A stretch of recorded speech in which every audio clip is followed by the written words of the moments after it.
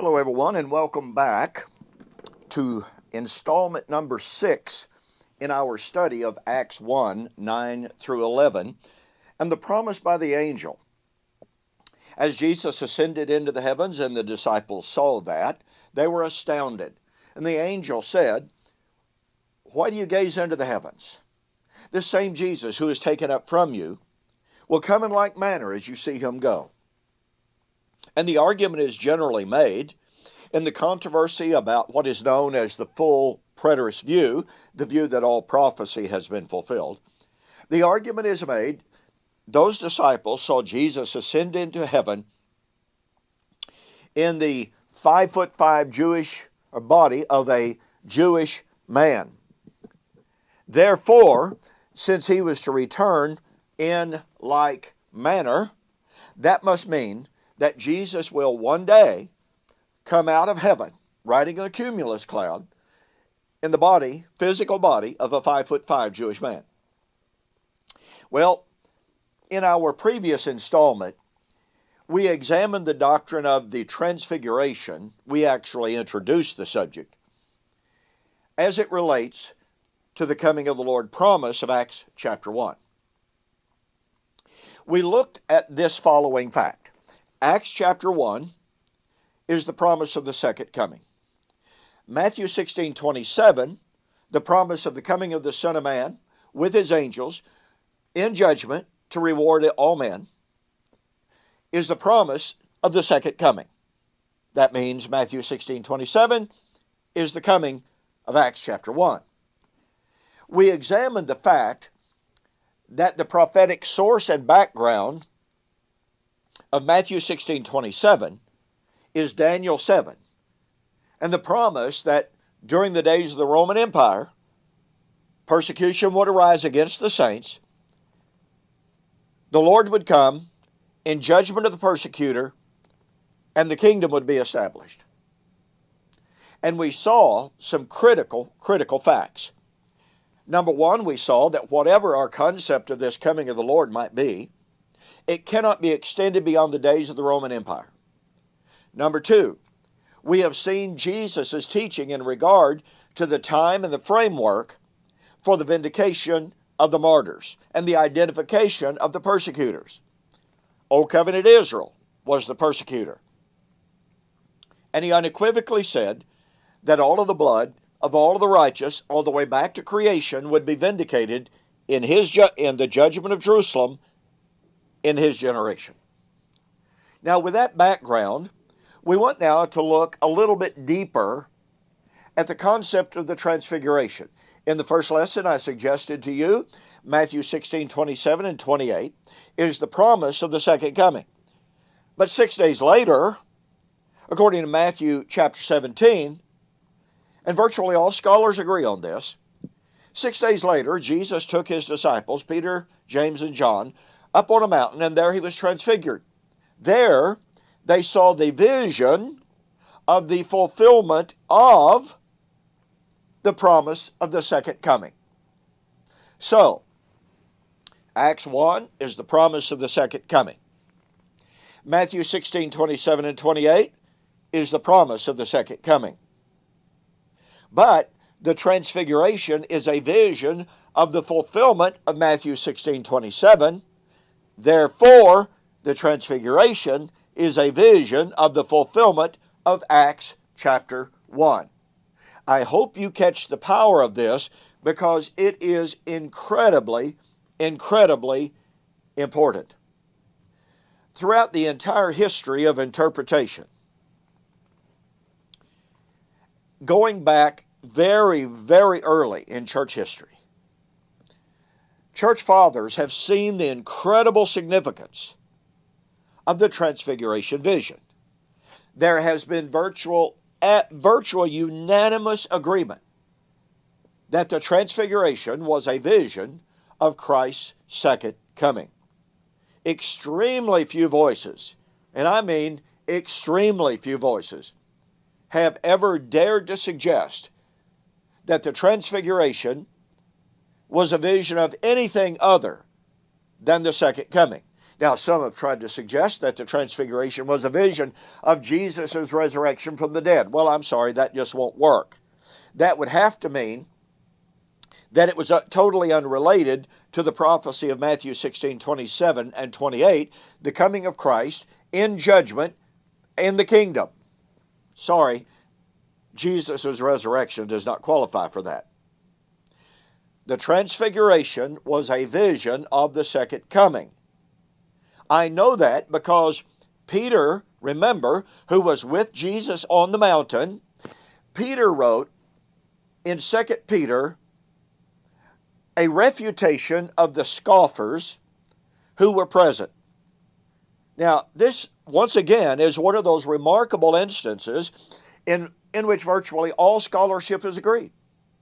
It is agreed that Peter wrote his second epistle to respond to and to refute the scoffers who were saying, "Where is the promise of his coming? For since the fathers fell asleep, all things continue as they were since the beginning of creation." 2 Peter 3, verse 3 and following. So here's what we have. Peter writes a second epistle to answer, to respond to, and to refute the scoffers who were saying, "Where's the parousia?" How does Peter refute and respond to those scoffers? Well, let's read together 2 Peter chapter 1, 16 and following, where Peter says, "We did not follow cunningly devised fables when we made known to you the power and the coming of our Lord Jesus Christ." Word coming there, parousia, the same word used in 2 Peter chapter 3, where is the promise of his parousia. "When we made known to you the power and the coming of our Lord Jesus Christ, but we were eyewitnesses of his majesty for." In other words, Peter says, look, we're not talking about fables and myths, anything just made up and conjured up, when we made known to you the doctrine of the coming of the Lord, because we were eyewitnesses of that majesty. We were eyewitnesses of a vision of his powerful parousia. Now watch. For this connective particle ties his statement of being eyewitnesses to his majesty, eyewitnesses to his parousia, for ties it to what he is about to say. He received from God the Father honor and glory when such a voice came to him from the excellent glory, "This is my beloved Son, in whom I am well pleased." And we heard this voice, which came from heaven, when we were with him on the holy mount. Now, folks, I don't know how anything could be much clearer. Peter says, we didn't make up the story of the parousia of Christ. No, we were eyewitnesses of his majesty. What is the majesty? His powerful parousia. By the way, when he says we made known to you the power and the coming, in the Greek that's known as ahendiades. It can be translated as we made known to you the powerful coming, the powerful parousia. But the point of it is, Peter says, we were eyewitnesses of that, for we were with him on the mountain. What mountain? Mountain of the Transfiguration. Peter is unequivocally, undeniably saying that the Transfiguration was an experience in which those disciples were eyewitnesses of the second coming of Christ. Now, folks, the implications of this for understanding Acts chapter 1 are absolutely incredible. That means that Acts chapter 1, being the second coming, is the coming of the Lord in the Transfiguration, seen by Peter, James, and John. Thus, if we want to properly define in like manner, if we want to properly understand the nature and the definition of the coming of the Lord as promised in Acts chapter 1, then since Peter says we were eyewitnesses of that majesty, the majesty of his second coming, the majesty of his parousia, if we want to have the true, proper, biblical interpretation of what in like manner means, we have to go to the mountain of the Transfiguration. So, when we look at the Transfiguration, realizing that it was a vision of the second coming of Christ, the parousia of Christ of 2 Peter chapter 1, the parousia of Christ of 2 Peter chapter 3, what do we find when we examine Matthew 17 and its description of the coming of Christ? Now, I don't have to tell you, I'm sure, that the traditional view of the second coming is that it is the time in which Jesus, as already noted, in the physical body of a 5'5" Jewish man, descends out of heaven on a cumulus cloud. Every eye on earth sees him at that time. And at that moment, the entire cosmos, more on that momentarily, the earth and all of the elements that are found therein, all of the elements found on the atomic board, elemental listing, are burned to a crisp. Every human being who has ever died, decomposed, gone back to the dust, is instantaneously, in a moment, in the twinkling of an eye, reconstituted, restored, revived, resurrected, either to eternal life or eternal condemnation. Now, that's the traditional view of the second coming. So the question is that what the disciples saw on the Mount of Transfiguration? Now, I think it's important at this juncture to consider a hermeneutical principle. There is a hermeneutical principle that is being practiced, if not specifically stated, in evangelical Christianity that it, in my estimation, is just as flawed as it can possibly be. And that hermeneutical principle says, well, if a given text does not contain specific words, terms, or phrases, then it cannot refer, it cannot contain, and it cannot be teaching a given doctrine.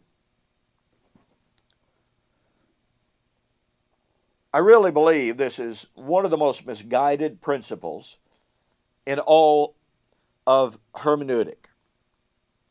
Are we really going to say, are we really going to demand that every single time a given author or speaker mentions a given subject, that he must mention every single constituent element that is ever mentioned in regard to that subject? Or else that would mean he wasn't talking about that subject. Now let me give you for instance of this. Kenneth Gentry in his books, Kenneth Gentry is a man that I have a great deal of admiration and respect for, but Kenneth Gentry in his expositions of 2 Thessalonians goes to 2 Thessalonians chapter 1, and he says that it must be reference to the end of human history, the second coming of Christ at the end of the current Christian age. Why? Well, he goes to 2 Thessalonians chapter 2, verses 1 and 2, where Paul says, brethren, we urge you not to be soon shaken in your mind, whether by words or letter or an epistle, as if it were from us, to the effect that the day of the Lord had already come. And we beseech you by the coming of our Lord Jesus Christ. The word coming there is the Greek word parousia of 2 Peter chapter 1, 16, 2 Peter chapter 3. Now watch this. Gentry said, and says, in his book, He Shall Have Dominion, Gentry says, well, the coming of 2 Thessalonians chapter 2, the Greek word parousia, is a different coming of the Lord from that of 2 Thessalonians chapter 1. Why? What is Dr. Gentry's justification for that? Well, because in 2 Thessalonians chapter 1, it talks about when Christ comes to be glorified in his saints, and that's from the Greek word elthi, which is a conjugation of the Greek word erchomai. So Dr. Gentry's argument goes like this. Paul, talking about the coming of the Lord in 2 Thessalonians chapter 1, uses elthi, a conjugation of erchomai. But in 2 Thessalonians chapter 2, he uses parousia. Therefore, there must be different comings of the Lord. And in 2 Thessalonians chapter 2, parousia must refer to his coming in judgment in AD 70. Do you see a train coming? Dr. Gentry in 1 Thessalonians chapter 4, where Paul uses the Greek word parousia, says that must there refer to the second coming of Christ at the end of human history, the coming of the Lord of 2 Peter chapter 3. So Dr. Gentry exercises a hermeneutical principle that the use of different words demands different subjects. But folks, the result of this are absolutely devastating. That means if Jesus uses erchomai in Matthew 24, 30 and following, that it cannot be the parousia of Matthew 24, verse 3, which is what the disciples were asking about. But that's not a valid hermeneutic. You mean to tell me that inspired writers, if they use one word to speak of an event, that they can never, ever, ever use another word that carries with it the same concept, the same idea? They can never use another word to speak of the same event. Where did we get that idea from? By the way, other authors, I'm not picking on Dr. Gentry, but other authors and speakers have utilized this exact same hermeneutical principle. Joel McDermott, in my 2012 formal public debate with him, utilized that principle when he said that because the word final resurrection is not used in Isaiah 25 or even 1 Corinthians 15, that means that we cannot categorically say that those passages refer to the final resurrection. Well, in my book, We Shall Meet Him in the Air, The Wedding of the King of Kings, I have an in-depth examination and refutation of that hermeneutical principle. And folks, you just simply have to see how false this hermeneutic really is. Now, why do I bring this up? It is because when we go to Acts chapter 1, and when we see that Peter in 2 Peter chapter 1 says that the second coming was seen in visionary form on the Mount of Transfiguration. When we realize that the Transfiguration therefore was a vision of the coming of the Lord in Acts chapter 1, we do have a legitimate hermeneutical right to ask. When we see the vision of Acts chapter 1, when we see the vision of Matthew 17, the vision of the Transfiguration, the question is legitimate to ask, what did they see? Now remember, I'm not asking the question, does Acts chapter 1 contain certain or specific words, terms, or phrases. I am asking, does Acts chapter 1 contain the concept? Does it contain very clearly the idea?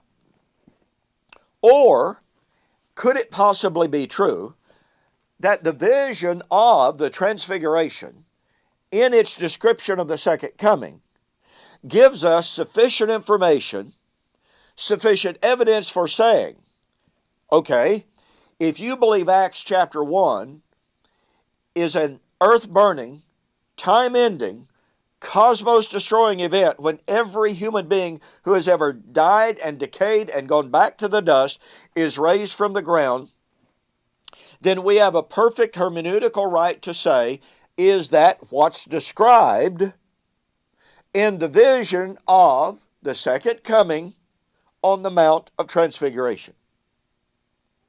Because if the description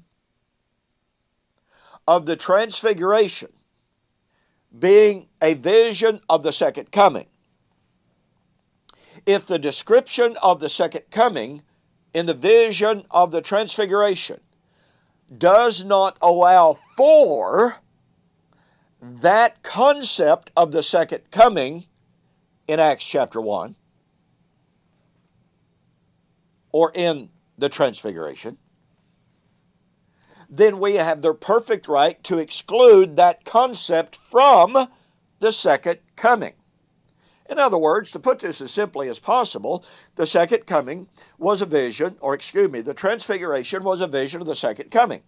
When we go and we see a description of the transfiguration, we ought to be able to see in the description of the second coming, i.e. the description of the transfiguration, we ought to see there a vision of the coming of Christ at the end of time and the destruction of the literal cosmos when all human beings who have ever died are brought back to life.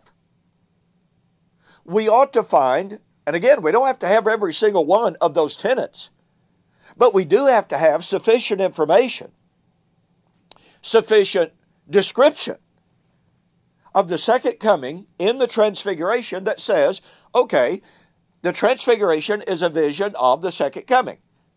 It's a vision of Acts chapter 1. As a vision of the second coming, there's enough information in the transfiguration description that agrees and comports with the idea that the second coming is an earth-burning, time-ending event in which every dead person who has ever lived is raised out of the dirt. So the question is, what information do we have in the description of the second coming of Christ in the transfiguration? How does the transfiguration define and describe the second coming?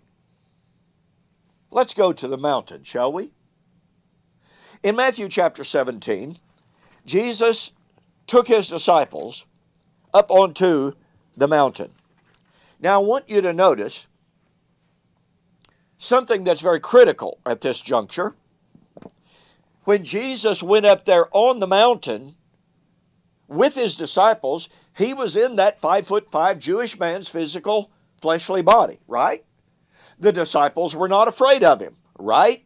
They had been walking, talking, eating with him for over 2 years, almost 3 years now. Well, it is 3 years now. They knew him, as John would say in 1 John chapter 1, that which was from the beginning, which we have seen, which we have beheld, which our hands have handled, which we have touched. They knew him. They were not afraid. But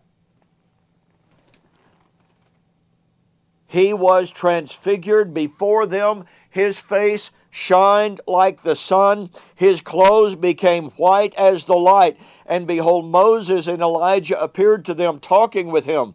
Then Peter answered and said, Lord, it's good for us to be here. If you wish, Let us make here 3 tabernacles, one for you, one for Moses, one for Elijah. While he was speaking, behold, a bright cloud overshadowed them, and suddenly a voice came out of the heaven, or the cloud, saying, This is my beloved Son, in whom I well please. Hear him. And when the disciples heard it, they fell on their faces. They were greatly afraid. But Jesus came and touched them and said, Arise, do not be afraid. And when they lifted up their eyes, they saw no one. Moses and Elijah disappeared.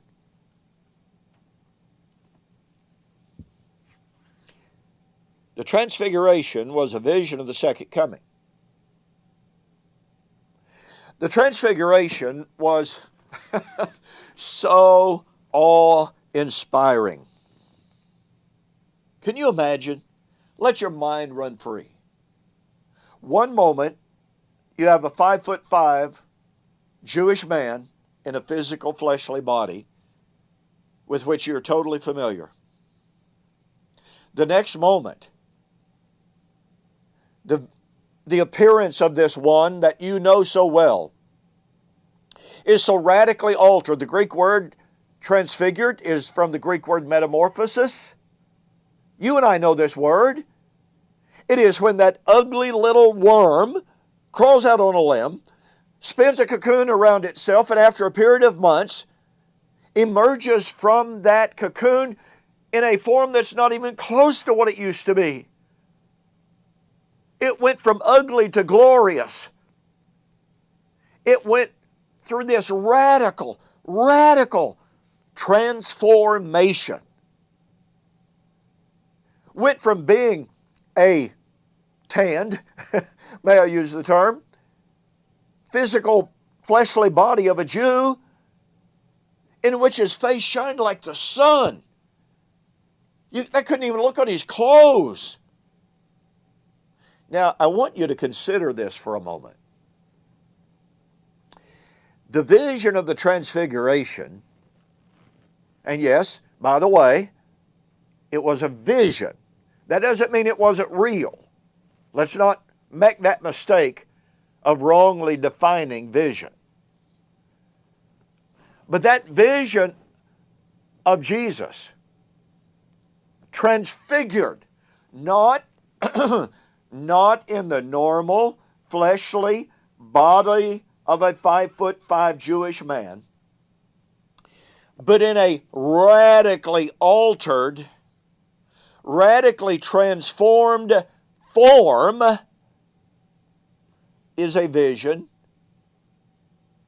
of Acts chapter 1. Now remember, we are told that the disciples were told, Jesus, this same Jesus, will come in like manner. In like manner means they're going to see him in the body of a 5'5" Jewish man. Physical body. In the body that they had known, ate with, walked with, talked with for 3 years, 3.5 years. The body of which they were not afraid. Is that what they saw in the Transfiguration? So, Acts chapter 1, they saw him ascend into the heaven in the human body. Untransformed, flesh and blood body. Oh, he'll come in like manner, we are told. Oh, but wait. The Transfiguration is a vision of the second coming of Christ. The vision of the second coming of Christ in no way whatsoever resembles that untransformed, physical, fleshly body of a 5'5" Jewish man of which they were not afraid. They were not afraid of Jesus in his normal, human, incarnate body, but in Matthew chapter 17, they are scared out of their minds. Well, is that normal or what? Would we not be frightened out of our minds? But do you catch the power of this?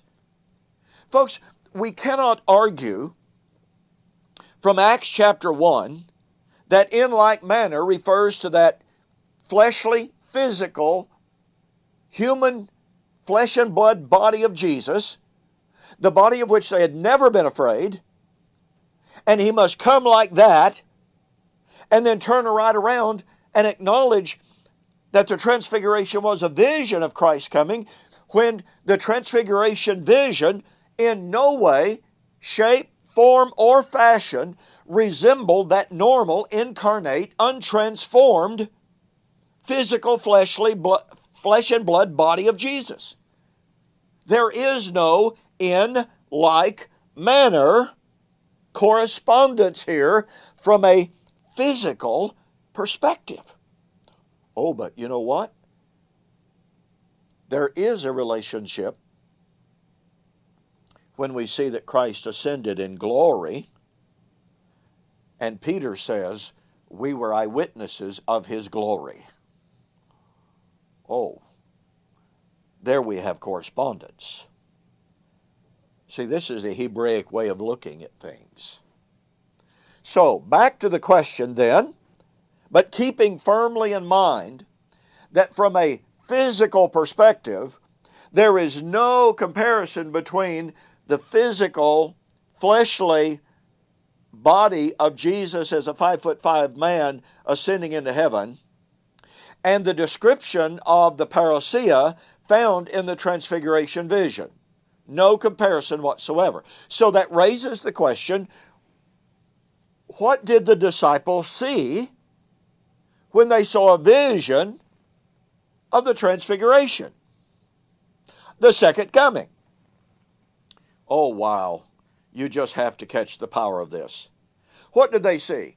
Well, here's Jesus transfigured, glorious, frightening in his appearance. And who appears with him?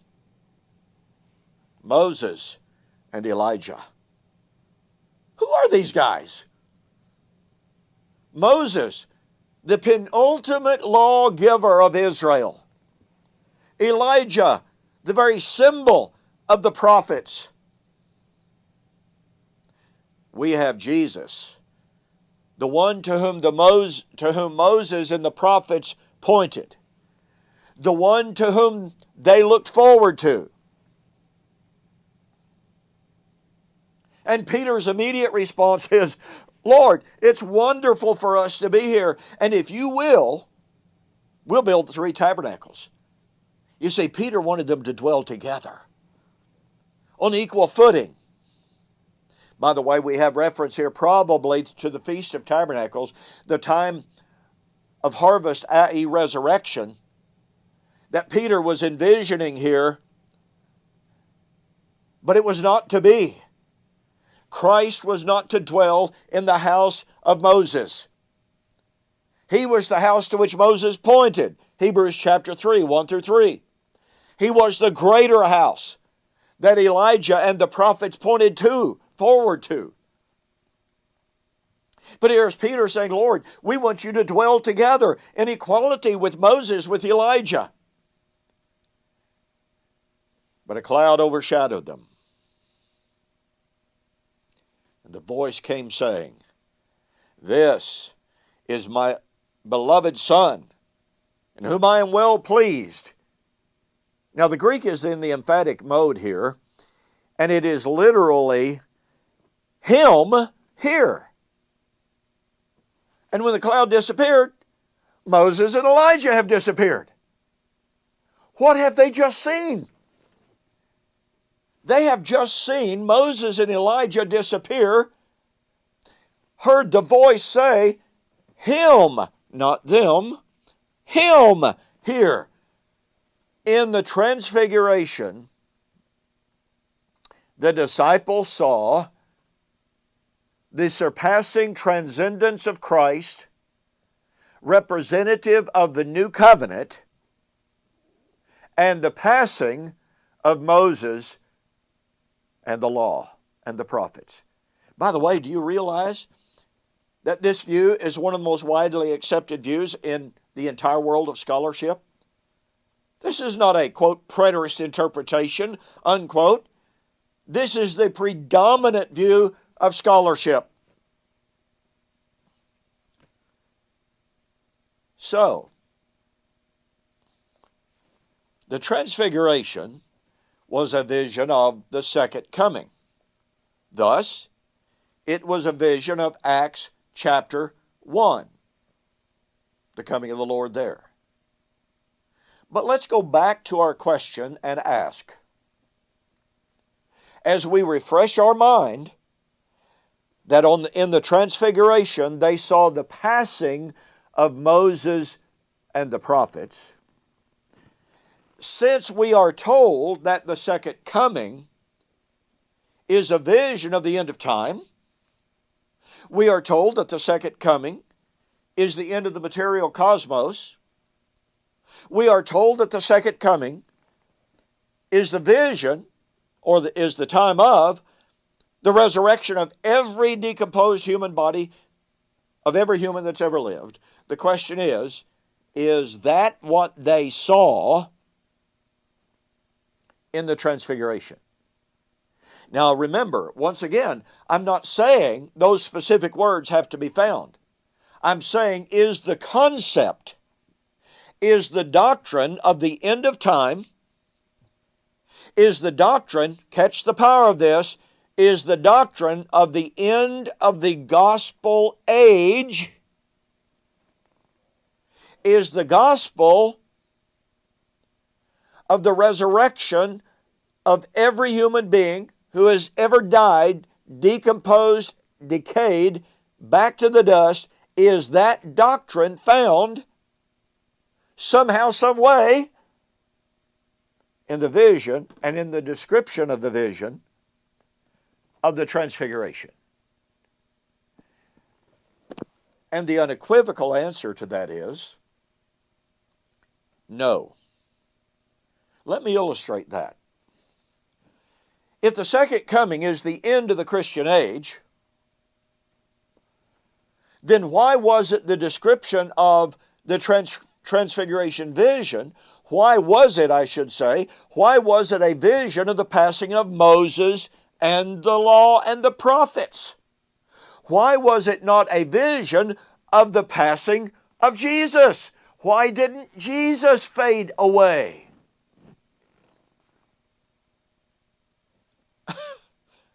Houston, we have a problem. Who faded away in the vision of the Transfiguration? It was not Jesus. Jesus' transcendent glory was manifested and established in the statement, Him here. Him here is in contrast to Moses and Elijah, who have just disappeared.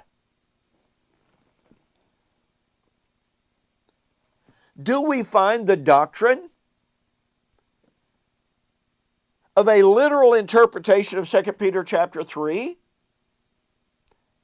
in Acts 1 and in the Transfiguration vision? Well, let's see. We are told that 2 Peter chapter 3, the day of the Lord, the parousia there, when the earth and all of the elements that are therein shall be burned up. Now remember, this would be in fulfillment of Moses and the prophets, Moses and Elijah, 2 Peter chapter 3, verse 1, 2 Peter 3:13. Peter was looking for the fulfillment of what the Old Covenant, Moses and the law and the prophets said was going to take place. We are told that Peter was predicting a literal end of time. But do we get that idea from Matthew 17?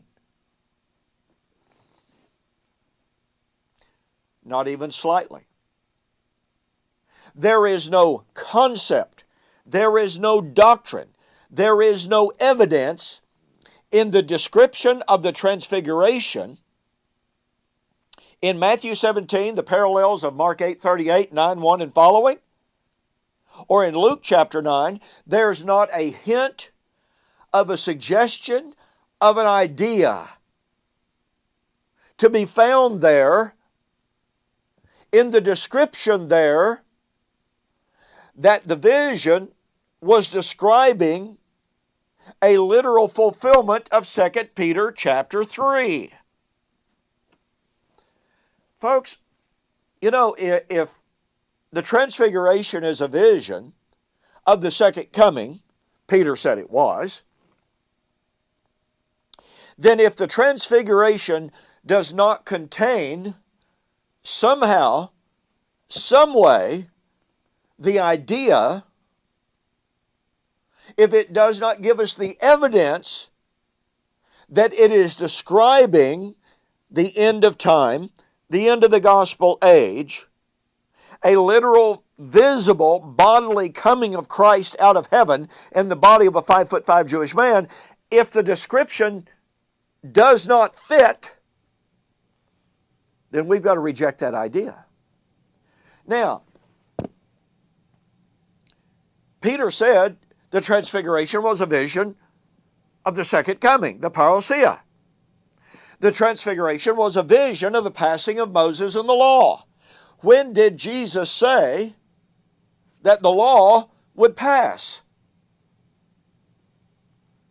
Well, Jesus said, Matthew 5:17 and 18, "Do not think that I came to destroy the law or the prophets. I did not come to destroy, but to fulfill." To fulfill what? The law and the prophets. "Verily I say unto you, until heaven and earth passes away." Well, is the passing of heaven and earth not 2 Peter chapter 3? Okay, watch now. "Until heaven and earth passes away, not one jot, not one tittle shall pass from the law until it is all fulfilled." So let me ask you a question. Do you believe that the law of Moses has passed away? I'm going to go out on a limb here and say that you believe the law of Moses has been done away. You may believe it happened at the cross. But folks, the transfiguration was a vision of the passing of Moses and the prophets. But it's a vision of the second coming. It's not a vision of the cross. Therefore, the law did not pass away at the cross. So, if you say, as 100% of all futurists do, if you say that the law passed away, what are you saying? Of logical necessity, according to Matthew 5:18, watch this, "until heaven and earth passes," that's the heaven and earth of 2 Peter 3, "until heaven and earth passes away, not one jot, not one tittle shall pass from the law until it's all fulfilled." Folks, look, listen to me carefully, catch the power of this. You cannot affirm the passing of any of the old law, none of it, not one jot, not one tittle, without affirming the passing of, quote, heaven and earth, the heaven and earth of 2 Peter chapter 3. You see, folks, the scoffers of 2 Peter chapter 3 were denying the second coming, the parousia. Peter said the transfiguration was a vision of the second coming. But the transfiguration was a vision of the passing, not of literal physical heaven and earth, but of the heaven and earth of Old Covenant Israel.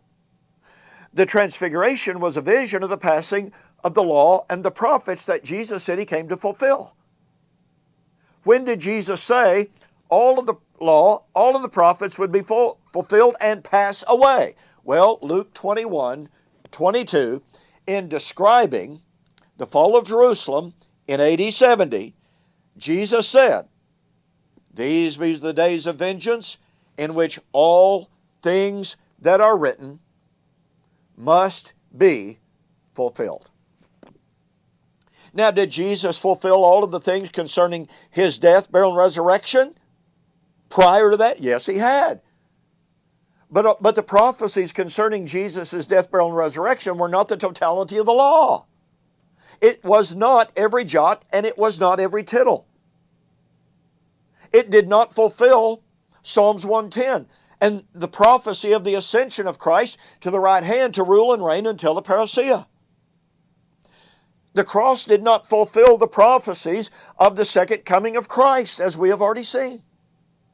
And Jesus said, not one jot, not one tittle shall pass from the law or the prophets, that's an elliptical statement, until it is all fulfilled. Not some of it, which is what happened at the cross.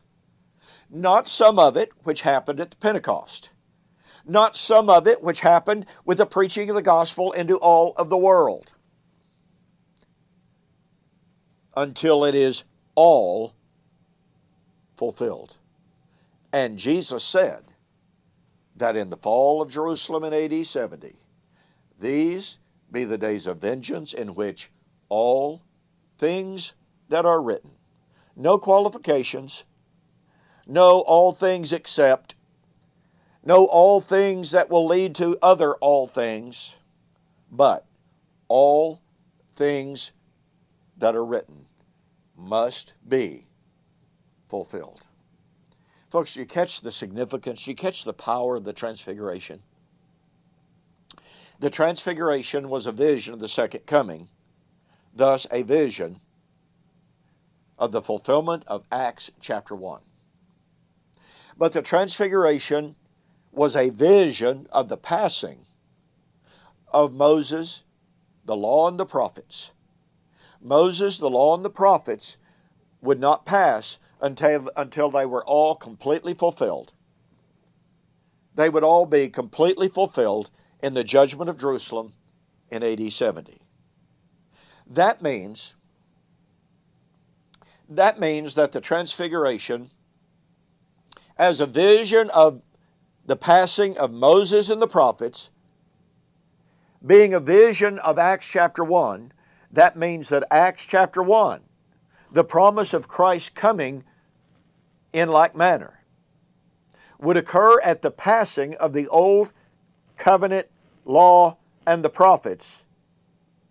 And Jesus, by saying it would all pass when it was all fulfilled in AD 70, was saying His coming in like manner was to be at the time of the destruction of Jerusalem in AD 70. And you know what? In this Transfiguration vision of Matthew 17, and in the reference to the coming of Elijah, in the vision of the coming of Elijah, and what the disciples asked about Elijah, and what Jesus said about the coming of Elijah, will prove that even in more powerful way. And we'll pick that up in our next installment.